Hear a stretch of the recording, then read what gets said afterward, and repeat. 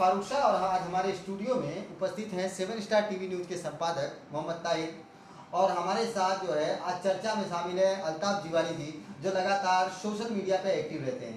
तो आज हम चर्चा करेंगे कि इस काल में जो हॉस्पिटल वाले मामले हैं उस पर हमारी इनकी चर्चा होगी और सिर्फ ये चर्चा इसलिए हो रही ताकि आप इस बात को समझें कि हालात क्या हैं और अब क्या है। दूसरी बात, ये जो कोरोना वायरस काल में कोरोना वायरस की जांच के मामले में चारों तरफ अफरा तफरी का माहौल है क्योंकि लोग डरते भी हैं कि अगर जांच कराने जाएंगे तो उसमें बड़ा खर्चा है और कुछ ऐसे ऐसे वीडियो भी सोशल मीडिया पे वायरल हुए। क्या कहेंगे ताहिर भाई, ऐसा कुछ आप कहना चाहूँगा। हमारे मुख्यमंत्री साहब जो उद्धव ठाकरे साहब ने जो ये ऐलान किया बहुत अच्छा किया कि जो फीस 4,500-5 हज़ार होती थी उसको कम किया गया, क्योंकि आज के टाइम पे आज 3 महीने होने को आगे लॉकडाउन करके किसी के पास पैसा नहीं है। पैसा नहीं थे वो कोरोना वायरस जो टेस्ट होता है वो उसका फीस ज़्यादा होती थी। इसकी वजह से उन्होंने जो फीस की ये बहुत अच्छी बात है की। और मैं कहना चाहूँगा कि अभी तक जो लॉकडाउन खुला है लोगों के पास इनकम आने का जरिया नहीं बना। अभी तक कोई दुकानें खुली है, कुछ खुला है, कुछ बंद है। पब्लिक अभी भी परेशान है, पैसा किसी के पास नहीं है। और मैं धन्यवाद कह दूंगा इनको सर को जिन्होंने ये अपना मुख्यमंत्री साहब ने जो ऐलान किया कि 2,500 में जो कोरोना टेस्ट हो रहा है बहुत अच्छी बात है। कि 2,500 में टेस्ट हो या फिर और भी कम हो ये तो सरकार तय कर लेती पहले भी, लेकिन जो बीच के मध्यम जो समय गुजरा है इसमें डॉक्टरों की जो मनमानी थी उस पर हम चाहते हैं कि आप क्या करें। ये डॉक्टर जो विषय है ना आज की तारीख में बहुत डेंजर है।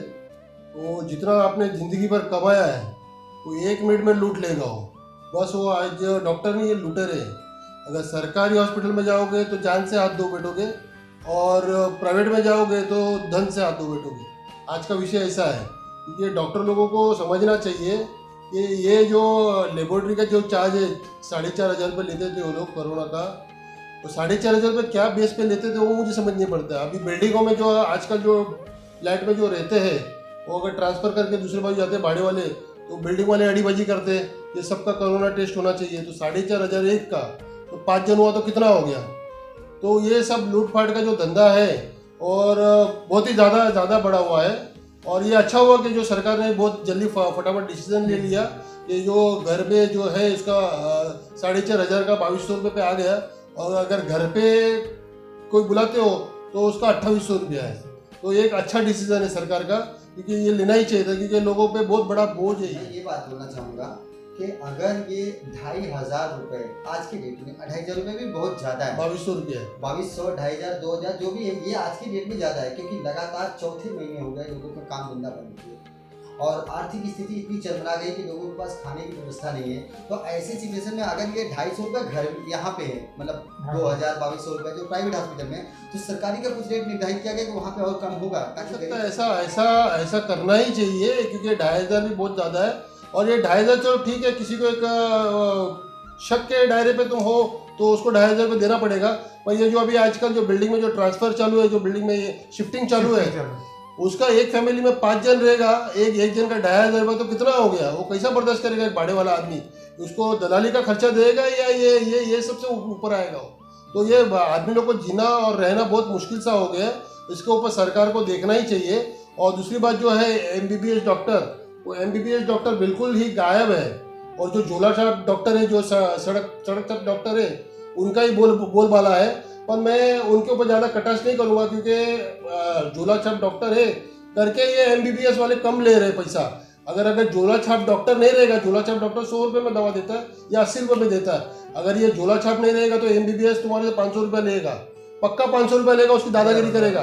तो प्रशासन को इसके ऊपर देखना पड़ेगा, ये लोग के ऊपर पूरी तरह से नियंत्रण रखना पड़ेगा क्योंकि ये डॉक्टर लोग का मनमाना बहुत ज़्यादा है। अल्ताफ जी, जैसे कि आपने बताया डॉक्टर का, तो कोई भी डॉक्टर रहने दो, छोटा रहने दो या बड़ा रहने दो, अगर आप या हम कोई भी बीमार पड़ता है डॉक्टर उसकी जांच नहीं कर रहा है। डॉक्टर दूर से ही बैठा हुआ है, ये नहीं टेस्ट कर रहा है कि उसको बुखार है या सर्दी है या कफ या अदरवाइज कोई बीमारी है, वो उसको जांच नहीं कर रहा है। वो सिर्फ आपसे जानकारी लेता है और लिखता है और पर्ची बना के आपको देता है और अपनी फीस ले लेता है। तो इसके ऊपर सरकार को सख्त से सख्त कदम उठाने चाहिए ताकि जो आदमी लोग बीमार हैं उस बीमारी का इलाज होना चाहिए। तो बराबर एकदम ठीक बात बता रहे हो। पर कोरोना में जो रोज का 1 लाख रुपए लेता है ना, वो भी इतना दूर खड़ा रहता है डॉक्टर, ऐसा खाली देखता है पेशेंट को लंबे से पूरा पीपी किट पे लगा हुआ रहता है, टोपी रहता है, हेलमेट रहता है, सब रहता है। वो पेशेंट पूरी तरह से लिपटा हुआ रहता है, तो वो भी दूर से खड़े रहने का 1 लाख रुपया। 1 लाख रुपया। ये लोग को समझ में आता है कि नहीं आता डॉक्टर लोगों को? मेरे को यही समझ में नहीं आता है। इसके लिए सरकार को सबसे सख्त डॉक्टर के ऊपर कदम उठाने चाहिए ताकि ऐसा ना करे। हाँ नहीं, ये सरकार के बराबर निशाने पे है, मेरे को ऐसा लग रहा है। पर क्या सरकार भी कुछ नहीं कर पा रही है ना, क्योंकि आजकल डॉक्टरों की जरूरत है। और डॉक्टर लोग जैसा मनमाना कर रहे हैं, सरकार को भी ब्लैकमेल कर रहे हैं जैसा कि हमको ये कर दिया, हमको वो कर दिया। सब समझती है सरकार, पर एक दिन आएगा, एक दिन ऐसा आएगा कि सरकार उनके लाइसेंस रद्द करेंगे। कहना चाहूंगा कि सदियों से भारत सरकार का सेवा प्रदान करते आए हैं पुलिस प्रशासन के लोग, चाहे वो हवलदार हो, चाहे वो पुलिस पीआई हो, चाहे वो एसपी हो, चाहे डीएसपी हो, चाहे मजिस्ट्रेट हो, जो भी है, अगर सरकारी डिपार्टमेंट में तो सेवा प्रदान करते आया। और जब कभी ऐसी प्राकृतिक आपदा आई या फिर जब कभी भी कोई ऐसी आकस्मिक कोई असुविधा आई, दंगे हुए, फसाद हुए या फिर कोई आगजनी हुई या कोई घटना घट गई, प्राकृतिक भौगोलिक घटनाएं, तो भी उन्होंने कभी ऐसी मजबूरी का फायदा नहीं उठाया। जिन्हें कहिए सरकारी महकमे में जुड़े हुए लोग हैं जो अपना पूरा का पूरा जीवन सरकार के समर्पित कर देते हैं। लेकिन वहीं अगर कोरोना काल की बात की जाए तो जब ये बात सामने आती है कि टोटल पीपीई किट लगा करके और काफ़ी कुछ सरकारी पैसे से वहन करके, यूज़ करके, और उसके बावजूद मरीज को कम से कम 10 फीट की दूरी से देखते हों और उसके बाद उनकी फीस भी कम से कम लाखों रुपया हो, तो ये बहुत बड़ी दुखदाई है कि इन्होंने मजबूरी का फ़ायदा उठाया। ये सिर्फ एक हमारी चर्चा में नहीं बात हो रही है, ये आम जनमानस में भी यही सवाल है, क्योंकि जनता जो है वो काफ़ी कंफ्यूज है कि डॉक्टर का मामला जैसे ही आता है उनकी हवा टाइट हो जा रही है। महाराष्ट्र सरकार ने इसके ऊपर एक बहुत अच्छा कदम उठाया है, क्योंकि वैसा कल जो मैंने अपने जो हेल्थ मिनिस्टर है राजेश टोपे जी, उनका मैंने एक इंटरव्यू देखा, वो काफ़ी अच्छा बोला है। क्योंकि अभी डॉक्टरों पे पूरी तरह से नियंत्रण होगा, क्योंकि उन्होंने ये बता दिया अगर लीलावती में भी अगर भर्ती होता है तो 4000 रुपये के ऊपर नहीं ले सकता है, और वेंटिलेशन में गया आदमी तो 7000 रुपये के ऊपर पर डे नहीं ले सकता है। तो ये एक अच्छा कदम है, क्योंकि लोगों को लिमिट मालूम पड़ जाती है कि हमारा 60,000 या 70,000 रुपये खर्चा होगा। ये 8 लाख 9 लाख 10 लाख पता नहीं ये क्या क्या ये लोग कर रहे थे। और एक बात राजेश टोपे जी ने बताया कि जिन्होंने ज़्यादा पैसा लिया हुआ है उनको फिर से रिफंड मिलेगा, ऐसा मैंने ये इंटरव्यू में देखा हुआ है। और शायद इसकी पुष्टि करेंगे साहब, बहुत ही जल्दी हो जाएगा इसका। जिन्होंने पैसा लिया उसका जो रिटर्न पैसा आना चालू हो जाएगा। हमारे जैसे कितने लोग ऐसे हैं जो मजबूर भी वहाँ पे इलाज कराने गए हैं, जिनको जाड़ा बुखार या कुछ ऐसा अदरवाइज कोई भी बीमारी थी, वहाँ पे एडमिट हो गए। एडमिट होने के बाद में उनसे लाखों रुपये अटक गए, तो उनका रिफंड उनको मिलना ही चाहिए। ऐसा कल अनाउंसमेंट किया है हेल्थ मिनिस्टर ने कि उनका पैसा जिन्होंने लूटा है उनको पैसा वापस मिलेगा, मिलना ही चाहिए। मैं तो ऐसा बोलता हूँ उनका पैसा नहीं, उनका लाइसेंस भी जब्त होना चाहिए। अगर ऐसा कुछ जो ये लूटपाट किया है ना इस कोरोना काल में, उनका लाइसेंस रद्द होना चाहिए, क्योंकि पहले से लोगों के पास खाने पीने के वांदे पैसे नहीं है, लोगों का जो बचत तक खत्म हो गया है, और डॉक्टर इस तरह से मनमाना करता है, उनका लाइसेंस रद्द होना चाहिए। बात करूंगा जमीनी स्तर पे आप भी लगातार जो है कि इस कोरोना काल में दौड़ते रहे, सड़कों पर दिखाई दिए, लोगों को राशन वगैरह सब कुछ वाटअप आपने किया है, मैंने देखा अपनी आंखों से, जो कुछ हो सका आपने किया है। इस दौरान डॉक्टरों की रवैया कैसी दिखी आपको, उस पर चाहते हैं? मैं जैसे अभी बता चुका हूँ, महानगर पालिका शहर में यहाँ पे डॉक्टर का रवैया मैंने देखा है, अगर 50 रुपये फीस थी तो 100 रुपये फीस, मतलब डबल चार्ज। यानी कि बच्चा हो या बड़ा हो, कोई भी हो, दवाई लेने आए 200 से कम नहीं मिलेगी आपको, और 200 से कम नहीं मिलेगी, और आपको टच नहीं करेंगे वो। आपको कम से कम बिना तो 5 फीट दूरी से आपसे पूछ लेंगे आपको जाड़ा है, बुखार है, कहाँ दर्द है, कुछ नहीं, जो भी कोई बीमारी है खाली आपको बताना है और आपको दवाई मिल जाएगी। लेकिन ये सरासर एकदम गलत है। अगर जो उसको कमर में दर्द है तो आप विदाउट देखे हुए उसको खाली मेडिसिन दूंगा। अगर इस तरीके से अगर डॉक्टरों ने किया है तो कहीं न कहीं पेशेंट को बढ़ाया भी गया है, क्योंकि जो पेशेंट अगर नॉर्मली किसी दूसरे कारण से बीमार हैं, उनके कमर में दर्द है या फिर उनको पथरी का प्रॉब्लम है, उनके पेट में दर्द हो रहा है, अब अदरवाइज अगर उनके पेट में दर्द हो रहा है तो डॉक्टर के पास वो गए, अब वो पथरी का प्रॉब्लम है, डॉक्टर जब तक चेक नहीं करेगा, यानी स्टोन का प्रॉब्लम है, तब तक वो बता नहीं सकता है कि स्टोन का प्रॉब्लम हो सकता है कोई, अब तक वो टच ही नहीं करेगा, नजदीक जाएगा ही नहीं, और मरीज बोल रहा है मेरे को पेट में दर्द हो रहा है, तो अब वो दर्द क्यों हो रहा है? उस चीज़ को मैं बहुत ज़्यादा बुरा नहीं मानता हूँ, क्योंकि डर तो उनको भी लगता है। और पर ये जो इस तरह से जो डॉक्टर लोग करते हैं, वो तो एक मेडिकल वाला जो अनुभवी मेडिकल वाला है वो भी तुमको दवा दे देगा, पेट में दर्द है तो वो भी दे देगा, तो ये डॉक्टर इस चीज़ का 200 रुपये का लेता है। डॉक्टर को समझना चाहिए, क्योंकि वो पेशेंट को हालचाल अच्छी तरह से पूछना चाहिए और बताना चाहिए। खैर उसको भी डर लगता है, डरना चाहिए, क्योंकि वो भी बीमार तो होता है, डॉक्टर भी बहुत सारे ऐसे आए कि वो बीमार हुए हैं, पर डॉक्टर को इस थोड़ा सा इस तरह में मानवता रखनी चाहिए। चाहूँगा कि समझो जैसे डॉक्टर है, तो डॉक्टर को मालूम पड़ता है कि किसकी हालत बीमार की क्या है। अभी मैं यंग आदमी, समझो मुझे स्टोन का प्रॉब्लम है, मैं बताता हूँ आपको, मेरे पास किडनी में 3 पथरी स्टोन है, मुझे दर्द हो रहा है। रात को मैं 2 बजे या 12 बजे डॉक्टर को उठाता हूँ तो वो मुझे चेक नहीं करता, कैसे मालूम पड़ेगा? खाली उतना बताओ पेट में दर्द हो रहा है, तब तक उसकी जांच नहीं करेंगे तब तक आप दवाई कैसे दे सकते हो? पेन किलर से चलता है। मैं बता रहा हूँ ना आपको, जैसे अभी एक बात बताता हूँ, आपको जाड़ा बुखार चढ़ा तो वो क्या करेंगे, मेडिसिन देंगे, मेडिसिन के साथ में कोरोसिन मिला के दे देंगे। 100% आपको बुखार उतर नहीं है कोरोसिन से, लेकिन वो दूसरे दिन फिर आपको बुला लेंगे, फिर आपसे 200 रुपये लेंगे। ये सिस्टम यहाँ के डॉक्टर लोग ने बना के यहाँ का जो आरोग्य विभाग है उनको खास करके देखना पड़ेगा, क्योंकि मेरे वैसे विरार में इनकी सख्त जांच होनी चाहिए सर। वैसे विरार में डॉक्टर ज्यादा करके डुप्लीकेट वाले हैं, जो आए हैं यूपी बिहार से आते हैं। मेरे को यूपी बिहार से आने का वो बहुत बड़ा मकसद नहीं है। और उनका जो सर्टिफिकेट जो ऊपर नंबर लिखा है वो ओरिजिनल है या डुप्लीकेट है, उनकी जांच कैसे करते हो? खाली ऊपर नंबर लिखा है तो आप उनको डॉक्टर मान लेते हो क्या? उनकी जांच होनी चाहिए डॉक्टर की। ये सब झोला छाप डॉक्टर ज्यादा करके है, ये सब सेटिंग चल रहा है। ये लोग पैसा दे के काम कर रहे थे। एक बार वो बोलना चाहूंगा, जैसे कि आप देखते हो महानगर पालिका अगर कोई छोटा सा धंधा लगाता है, महानगर पालिका उसको उठा के ले जाती है, लेके डॉक्टर को नहीं लेके जाते। डॉक्टर बहुत बड़ा सवाल है, ये सवाल बहुत बड़ा है और ये बहुत बड़ा सवाल है कि अगर महानगर पालिका क्षेत्र के अंतर्गत अगर सड़कों पर कोई धंधे वाला धंधा लगाता है, चाहे वो फेरी का धंधा करने वाला छोटा मोटा सामान के बेचे, भाजी ही 50 रुपए की रख के बेचता है, 200 रुपए का सामान रख के बेचता है, तो महानगर पालिका अतिक्रमण के नाम पर उसको उठा ली जाती है, उसके सामान को भी जब्त कर लेती है और उसे दोबारा लगाने के लिए वार्निंग भी दी जाती है, साथ में एक पावती भी करती है। एक 30 रुपए का पावती होता है जो दिया जाता है। हमने इससे पहले तो लॉकडाउन से पहले, कोरोना काल से पहले हमने एक न्यूज चलाई थी कि अगर ये 30 रुपए की पावती दी जाती है तो ये परमिशन के लिए दी जाती है कि जुर्माना के लिए दी जाती है? क्योंकि 30 रुपए की पावती देने के बाद वो आदमी अगर वहाँ धंधा लगाता है तो गाड़ी आके वापस लेके जाता है। तो ये 30 रुपए का पावती जो था वो क्या परमिशन था या फिर दंड था, ये कंफ्यूज है।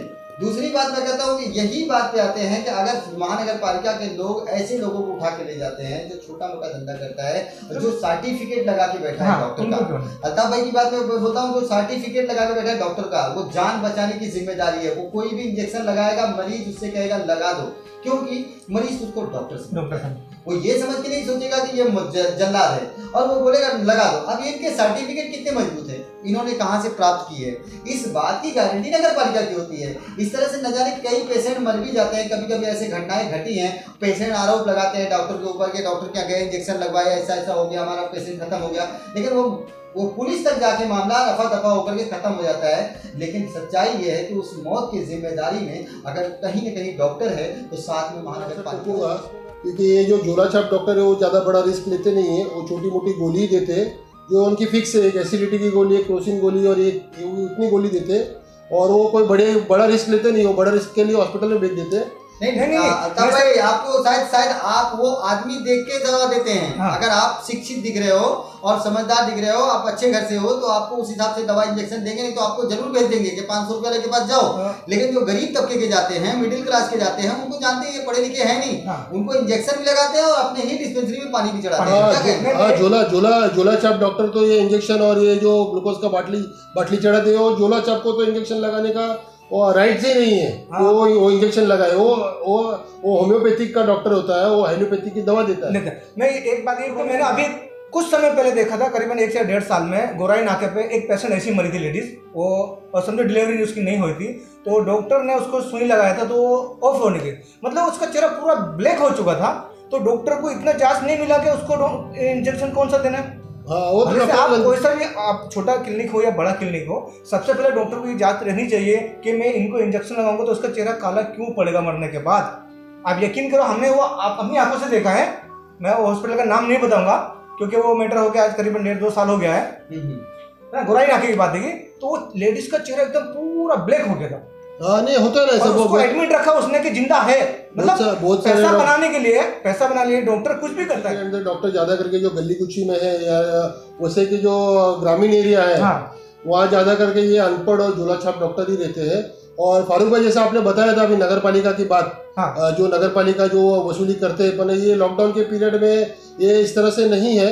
पर मैं नगर पालिका को, अगर मेरे को सुन रहे हैं तो नगर पालिका से एक अनुरोध करूंगा मैं, जो इनके ऑफिसर है वो दिखते थे कि नगर पालिका की जो मार्केट है वो मार्केट अभी आ गई है रास्ते पे उन्होंने अलाउड किया हुआ है डिस्टेंस की वजह से, तो बहुत अच्छी बात है।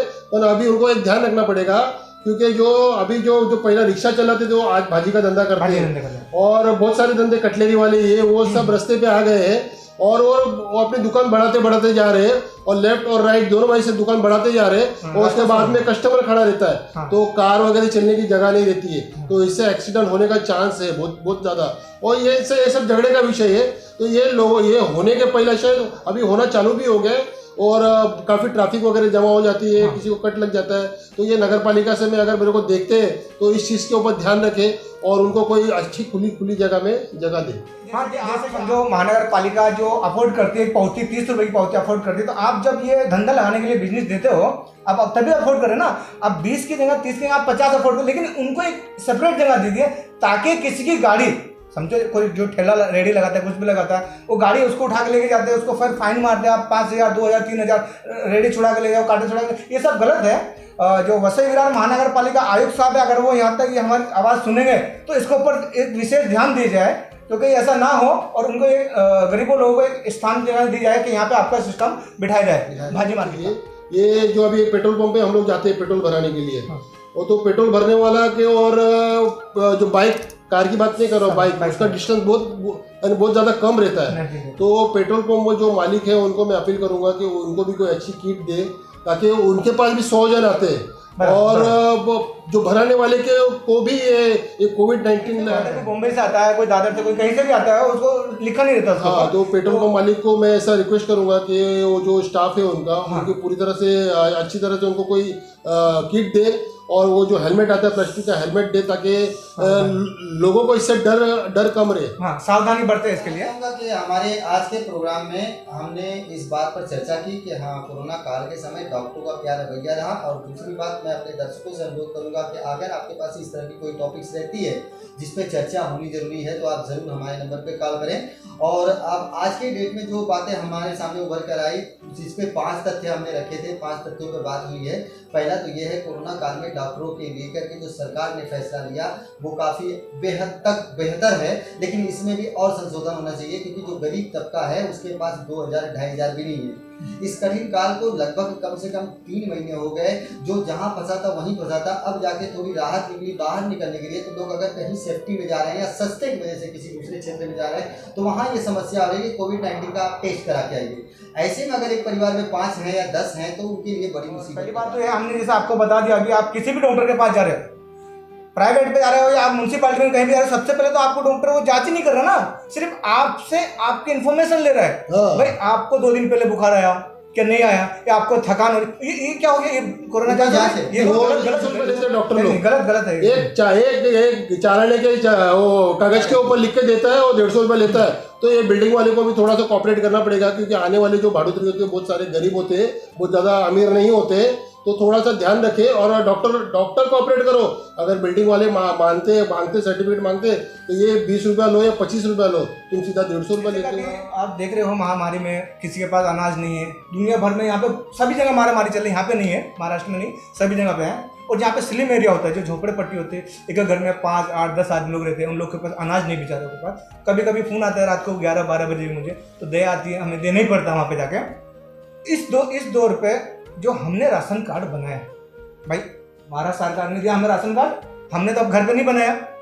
आज अनाज लेने जाते तो बोलते कि आपका ऑनलाइन बहुत बड़ा मुद्दा है, क्योंकि हमारे जैसे, सुनिए, हमारे जैसे यहाँ पे करीबन हजारों आदमी लोग हैं जिनके पास राशन कार्ड है लेकिन ऑनलाइन नहीं किया हुआ, उनको राशन नहीं मिल रहा है। शाहिद भाई, मैं इसका इंक्वायरी किया और मैंने बहुत सारे जन को लिया, और उसमें 8 और 12 का हिसाब है। नहीं सर, अभी भी नहीं मिल रहा मेरे। जो शिक्षित हैं या कानून को जानते हैं उनके लिए तो आसान है, क्योंकि वो समझते हैं, कोटे धारक जो है समझते हैं कि भाई इसको जो है कि अगर ज्यादा बहस करेंगे तो ये पहुंच जाएगा वहां तक तहसीलदार तक। लेकिन जो स्लम एरिया है वहां पर ऐसा हो गया कि वहां ज्यादा जरूरत भी है राशन की, क्योंकि स्लम एरिया वालों को ही ज्यादा जरूरत है, और वो राशन कार्ड की दुकान पे जाते हैं पर ऑनलाइन नहीं है। अब वो ऑनलाइन नहीं है तो उनको राशन मिल ही नहीं रहा है, तो वहाँ पे कोई लड़ने वाला नहीं। स्लम में रहते हैं और जिसको जानकारी नहीं है, मैं इनको ये जानकारी दे दूँ कि उनको भी राशन मिलेगा, ऑनलाइन नहीं है तो मिलेगा उनको। उनकी शिकायत करो। 8 रुपया और 12 रुपये का भाव है, 8 रुपये किलो गेहूँ और 12 रुपये किलो चावल के भाव से सभी को मिलता है, जिसका ऑनलाइन है या नहीं है। सर अभी तक मैं आपको बताना चाहता हूँ, वसई विरार महानगर पालिका क्षेत्र में यहाँ पे मैं रहता हूँ नाला सुपारा में। नाला सुपारा में मेरे ख्याल से कम भी नहीं था 4,000 से ज़्यादा राशन कार्ड हो गए। या समझो अदरवाइज 2000 है, 2000 में से आपने 500 को भी राशन कार्ड पर राशन नहीं दिया, ये मेरा मानना है। तो शाहिद भाई आप जरा उनसे लो, लिखित में लो और उसकी कंप्लेंट करो दुकान वाले का। वो सीधे क्या बोलते हैं, अब हमें कुछ पता नहीं है, आप सीधे तहसीलदार के पास हाँ तो जाइए। लो ना, उनका लिख के ले लो। हम लोग तहसीलदार को कॉल करते तो बोलते कि आप 2 दिन के बाद आइए। आप मुझे बताइए, इस महामारी के टाइम पे जिसके पास 100 रुपए नहीं है, आपके पास, हमारे पास है गाड़ी, हम जा सकते हैं, जिसके पास 100 रुपए नहीं, वो बेचारा आजू बाजू से लेके अपना गुजारा कर रहा है, वो कहाँ से जाएगा, मुझे ये बताइए आप। तो क्योंकि मैं इतने टाइम पे अगर से नाला सुपारे से वसई कोर्ट के लिए हम रिक्शा पकड़ेंगे तो कम से कम आने आने का 500 रुपये लेगा साहब, और वो अपने को 3 बार दौड़ा देगा। आपको, मुझे 3 बार दौड़ाता है, आम आदमी को कितनी बार दौड़ाएगा, मुझे ये बताइए आप। ये तो आप नंबर ले लो जो भी है, इस तरह से जो मुझे देख रहे हैं और स्लम में है, ये बहुत बड़ा मुद्दा है। अगर आपको अनाज नहीं दे रहा है तो मेरा नंबर ले लो 8291338786, मुझे कॉल करो, मैं डायरेक्ट जाके वो तहसीलदार में कंप्लेंट करूंगा। उसका तहसीलदार नहीं सुनेगा तो मैं उसको कलेक्टर को कंप्लेंट करूंगा, कलेक्टर ने सुना तो मैं सीधा मिनिस्टर को कंप्लेंट करूंगा, पर करूंगा जरूर। आप मुझे कांटेक्ट करना। ये ऐसा मुद्दा मेरे पास कम से कम 10 आदमी लोग का है सर जी, मेरे पास राशन कार्ड जमा है उन लोग के। हाँ तो लिख के ले लो मेरे से। तो मैं खुद स्वयं दुकानदार के पास गया, दुकानदार ने क्या बोला, सर ये ऑनलाइन आपको कराना पड़ेगा तो ही राशन दूंगा, नहीं तो दूंगा नहीं। हम बोले ये जो दुकान के अंदर भरा हुआ, कई टन माल भरा था, 1 टन नहीं, कम से कम ये समझो को कई टन माल भरा था। मैंने भाई ये किसके लिए, बोले ये फ्री वाले के लिए, आपके लिए नहीं।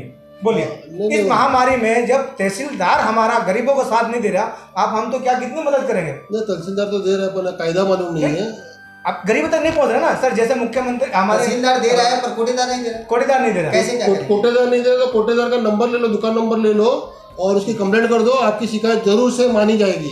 मैं चर्चा हमारा काफी लंबा है और हमारे चर्चे में हमेशा जमीन से जुड़े हुए मुद्दे हैं, लेकिन आज जो चर्चा है इसमें कोटे धारक की बात अगर आती है तो इंकलाब न्यूज एक अपील करता है जनता से, आज नहीं तो कल जो लोग कोरोना का सर्टिफिकेट बांट रहे हैं योद्धा का, वो सर्टिफिकेट बांटने से पहले इस बात को भी तय कर ले कि जिनके राशन कार्ड बने हुए हैं और उनका ऑनलाइन नहीं है, तो कम से कम ऐसे लोगों का भला करने के लिए अपने जो सर्टिफिकेट में पैसा खर्चा कर रहे हैं उस पैसे को खर्च करके तहसीलदार तक जाकर के इस मामले को पहुंचाएं।